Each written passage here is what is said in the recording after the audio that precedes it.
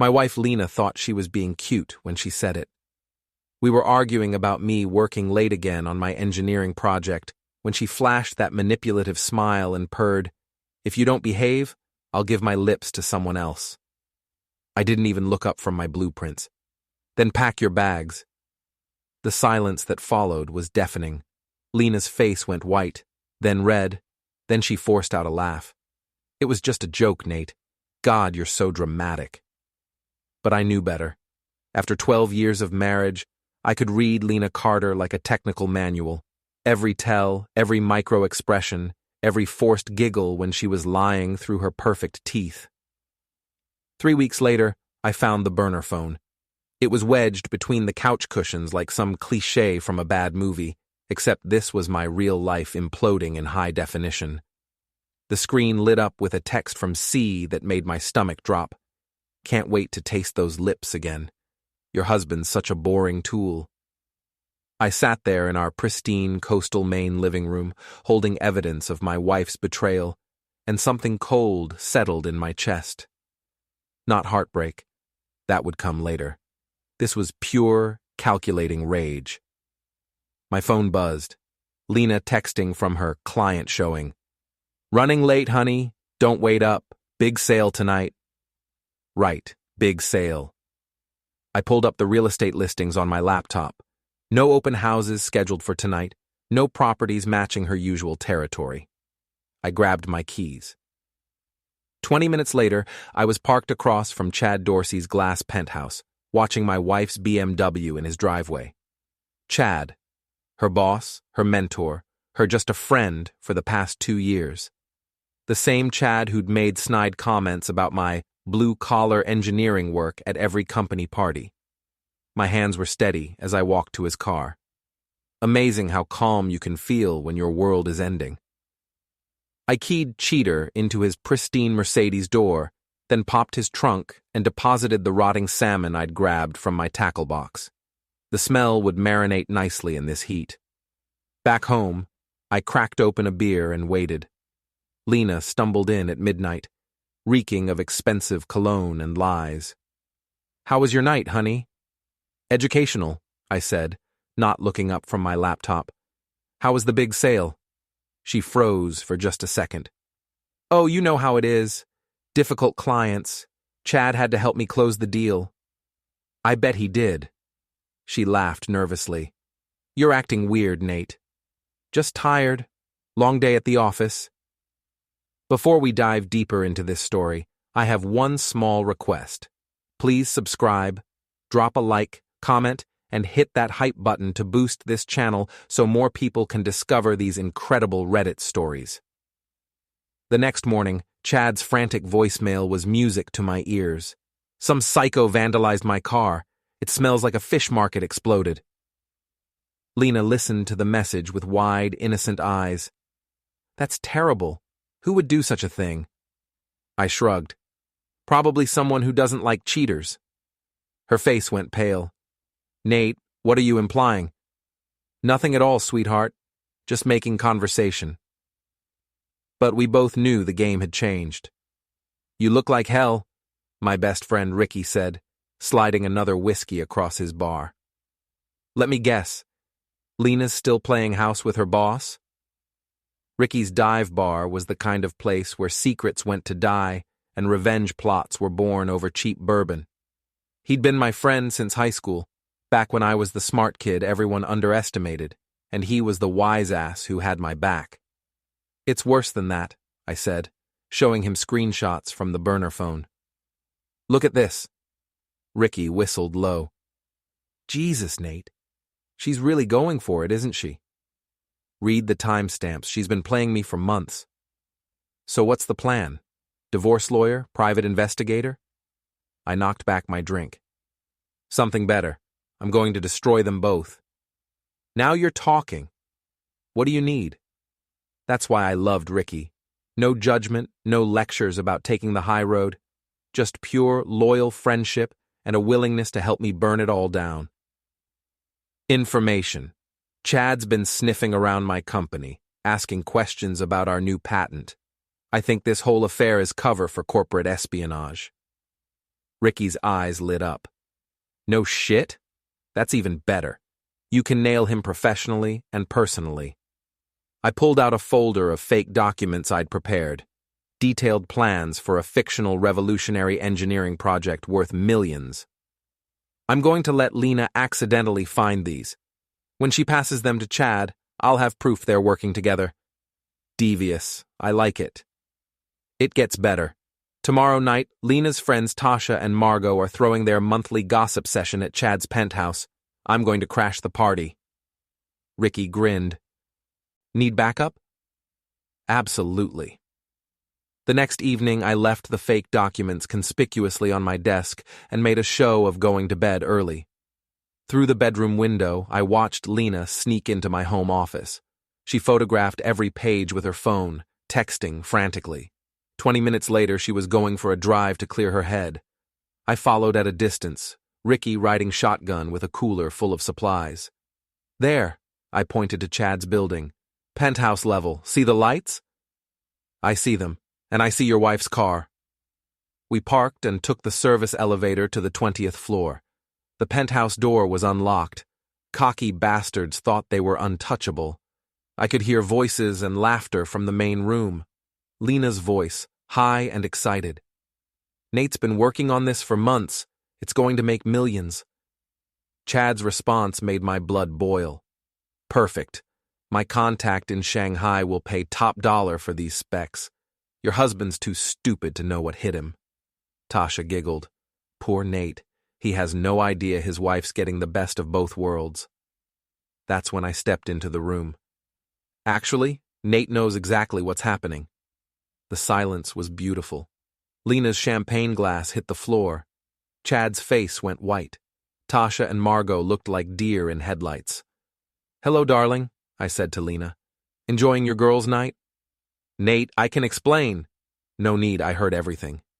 I held up my phone, recording light blinking. Corporate espionage, adultery, conspiracy to commit theft, it's all here. Chad found his voice. You can't prove anything. I smiled. Actually, I can. Those documents you just stole, completely fake.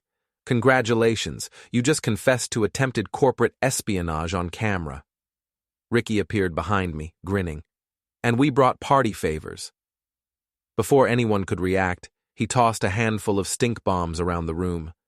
The smell was immediate and overwhelming, rotten eggs mixed with sulfur. Jesus Christ, Chad gagged, stumbling toward the balcony. I grabbed Lena's arm as she tried to run. Not so fast, sweetheart, we need to talk. Let go of me. About your burner phone, about your little spy games, about how you've been lying to my face for months. Tears started streaming down her cheeks. It wasn't supposed to happen like this. No, it was supposed to happen quietly, with me never finding out. Sorry to ruin your plans. Chad, still gagging from the stink bombs, tried to play tough guy. Get out of my house before I call the police. Go ahead, I said. I'm sure they'd love to hear about your industrial espionage operation. I've got everything documented. I pulled out a thick folder of real evidence, bank records showing suspicious payments from overseas accounts to Chad's company, email traces, phone records connecting him to known corporate spies. You see, Chad, while you were busy screwing my wife, I was busy investigating you. Turns out you've been selling American engineering secrets to Chinese competitors for 2 years. The FBI is going to be very interested. His face went ashen. You're bluffing. Try me. Ricky, meanwhile, had been busy in the kitchen. Hey, Nate, check this out. He emerged with Chad's expensive cologne collection, now emptied and refilled with fish sauce. That's destruction of property, Chad sputtered. Sue me, I said. Oh, wait, you'll be too busy fighting federal charges. Lena was sobbing now. Nate, please, it was just physical. I never meant for it to go this far. Just physical? I laughed bitterly. You were stealing from me, both of you. The documents were fake. This time. But you didn't know that when you photographed them. You were ready to sell out your own husband for this piece of garbage. I turned to Chad. And you, using my wife to get to my work. Did you ever care about her, or was she just another tool? Chad's silence was answer enough. Lena's face crumpled as the truth hit her. "That's what I thought," I said. "You deserve each other." I headed for the door, then turned back. "Oh, and Chad, check your car. I left you a present." As we walked away, we could hear them screaming at each other through the penthouse windows. Lena's voice, "You said you loved me." Chad's response, "I needed those documents, you stupid." Ricky clapped me on the shoulder. "Phase 1 complete. What's next?" I smiled grimly. Now we go public. The real revenge was just beginning. The beauty of living in a small coastal town is that everyone knows everyone else's business. The curse of living in a small coastal town is that everyone knows everyone else's business.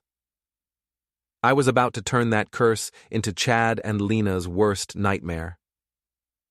Monday morning, I walked into the local coffee shop where all the real estate agents gathered before their day started. Tasha and Margot were holding court at their usual table, whispering frantically. "Morning, ladies," I said cheerfully, ordering my usual black coffee. They went silent, guilty faces all around.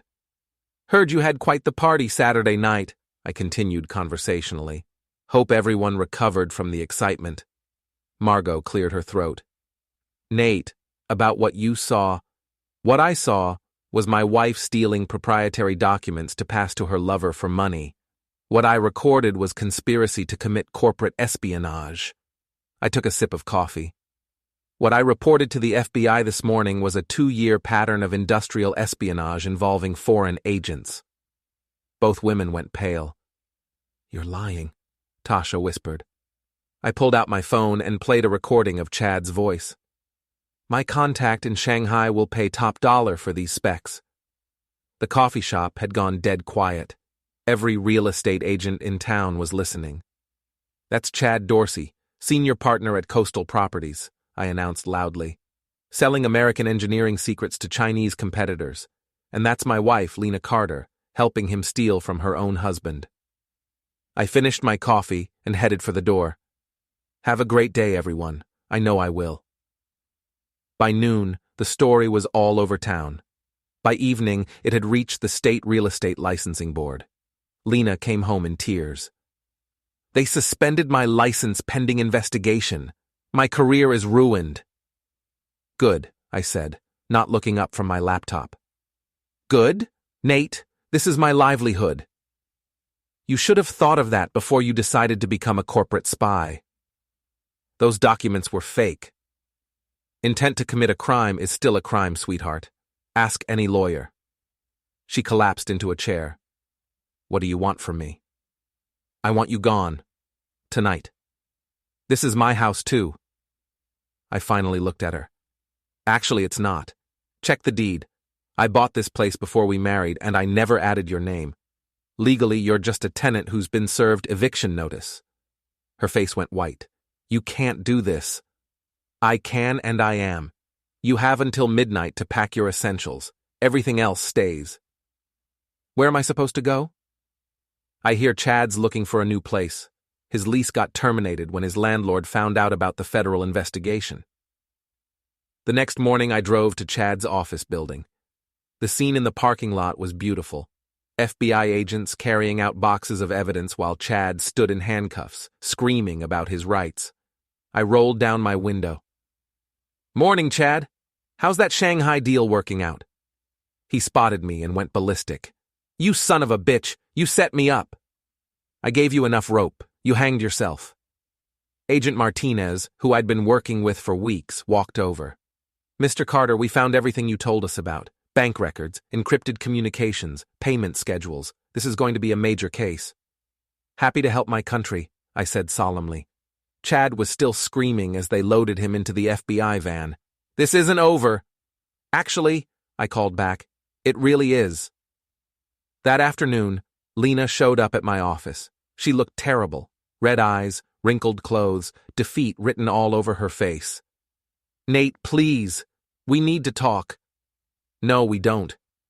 I made a mistake. A huge mistake. But we can fix this." I leaned back in my chair. "Fix what, exactly? Your betrayal? Your theft? your lies. It wasn't supposed to go this far. Chad said he just needed some basic information for competitive research. I didn't know about the Chinese connection. But you knew you were stealing from me. She started crying again. I was angry. You were always working, never paying attention to me. Chad made me feel special. So you decided to destroy our marriage and my business. I never meant to hurt you. But you did, repeatedly, for months. Can't we go to counseling? Start over? I stood up. Lena, you stole from me. You cheated on me. You conspired with a foreign agent to sell American technology secrets. There's no coming back from that. The FBI said if I cooperate, they might reduce the charges. Good for you. Hope it works out. Nate, please, I love you. I looked at her for a long moment. No, you don't. You love what I can provide. My house, my income, my work. But you never loved me. That's not true. Then why did you call me a boring tool in your texts to Chad? She had no answer for that. Go home, Lena, to whatever home you have left. As she walked away, my phone buzzed with a text from Ricky. Phase 2 complete. Ready for the finale? I smiled and typed back, let's finish this. The final act was going to be spectacular. The annual Coastal Engineering Awards dinner was the biggest professional event of the year. Everyone who mattered in Maine's tech industry would be there, including the executives from the company that had been trying to steal my patent through Chad's espionage network. It was the perfect stage for my final revenge. I arrived at the Portland Harbor Hotel ballroom in my best suit, patent documents in hand. My company's revolutionary water purification system was being honored tonight, the same technology Chad and Lena had tried to steal. The irony was delicious. Nate, my boss, Jim Patterson, clapped me on the shoulder. Big night for you, buddy. This patent's going to change everything. It already has, I said, scanning the crowd. I spotted them by the bar, Lena dressed like desperation, Chad out on bail and trying to charm his way out of federal charges. They were cozying up to executives from Shanghai Industrial, the same company buying stolen American tech. Perfect. I hit record and walked over. Gentlemen, I'm Nate Carter, the engineer whose work you've been trying to steal. The room froze. This man, I said, pointing at Chad, is under indictment for espionage. My wife here helped him. And these fine gentlemen from Shanghai Industrial have been buying stolen patents for years. Gasps. Phones lifted. Security moved. Then the FBI agents I'd tipped off stepped in, blocking the exits. Chad lunged, slipped, and took out a tray of champagne. I didn't even flinch. You destroyed everything, he shouted. No, I said, you did, when you sold your country for money. Lena sobbed as the agents cuffed her. I'll take half of everything. Not a cent, I told her. Adultery and espionage void the prenup. Enjoy federal housing. The crowd applauded as they were led away. 6 months later, Chad got 15 years. Lena got 5. Shanghai Industrial got blacklisted. I got my patent, my peace, and a new life, with a woman smart enough to value honesty over betrayal. Turns out, sometimes the good guys really do win.